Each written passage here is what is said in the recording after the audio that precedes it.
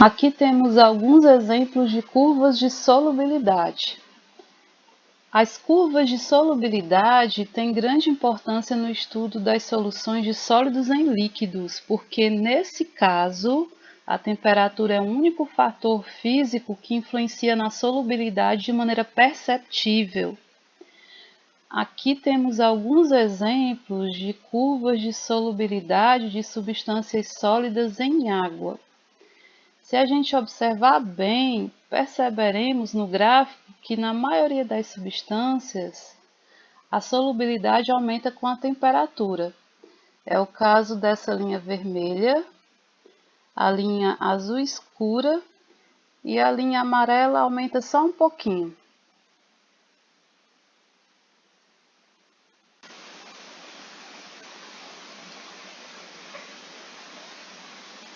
Solubilidade de gases em líquidos. Os gases são, no geral, pouco solúveis em líquidos. A solubilidade dos gases em líquidos depende muito da pressão e da temperatura.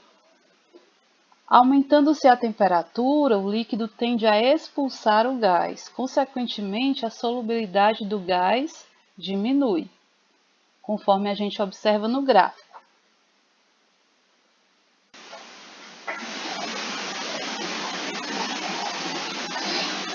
Em temperatura constante, a solubilidade de um gás em líquido é diretamente proporcional à pressão sobre o gás.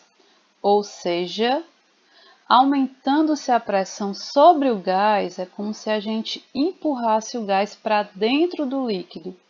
E isso faz com que a solubilidade do gás aumente. Resumindo, aumenta a pressão, aumenta a solubilidade nos gases.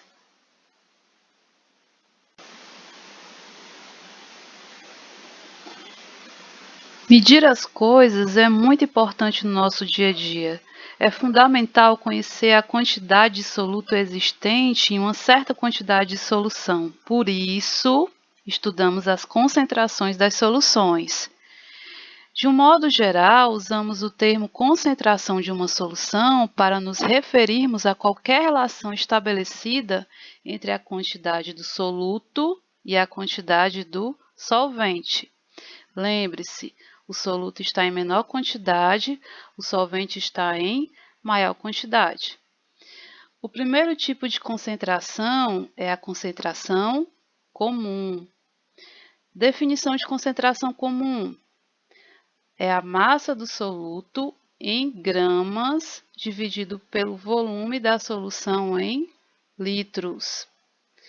Cuidado, não confunda concentração comum com densidade da solução. A concentração comum é a massa do soluto dividido pelo volume da solução. Já a densidade é a massa da solução dividida pelo volume da solução. Então tem esse detalhe aí. Cuidado para não confundir.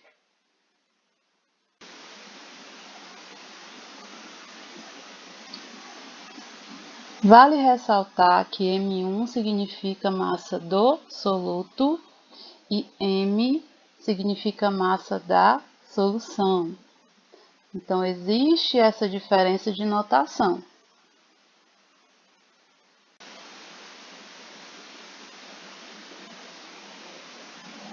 Vamos a um exemplo de como se calcula a concentração comum de uma solução.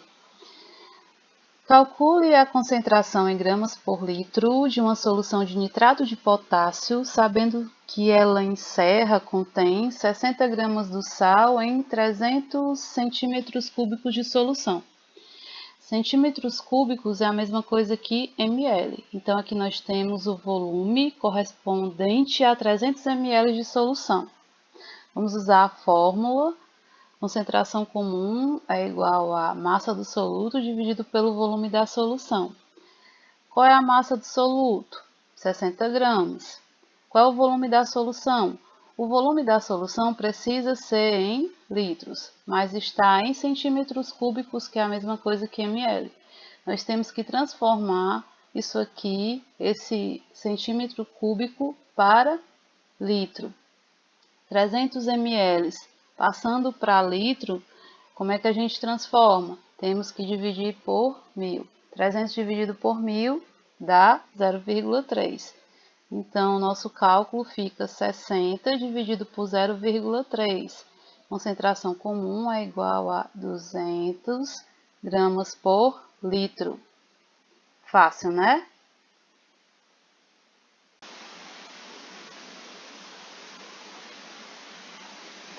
Exemplo 2. Qual é a massa dos íons Na+, íon sódio, existentes em 200 ml de solução de NaOH, que é o hidróxido de sódio, de concentração igual a 80 gramas por litro? A gente usa a fórmula da concentração comum. Concentração comum é igual à massa do soluto, que tem 100 gramas, dividido pelo volume da solução, que precisa ser em litros. Qual é a concentração comum? A questão já deu, 80 gramas por litro. Qual é o volume da solução? O volume da solução foi dado em ml, não pode, tem que ser transformado para litro. 200 ml, transformando para litro, como é que transforma? Divide 200 por 1000, dá 0,2 litros. E aí a gente encontra o valor do M1, que é a massa do soluto, dá 16 gramas. E por cálculo estequiométrico, nós vamos fazer aí uma dissociação iônica do NaOH. A massa molar do NaOH é 40 gramas, que equivale a 23 gramas do Na. Da onde foi que eu tirei esse 23 gramas? Esse 23 eu tirei da massa atômica do Na. Então, foi retirado da tabela periódica.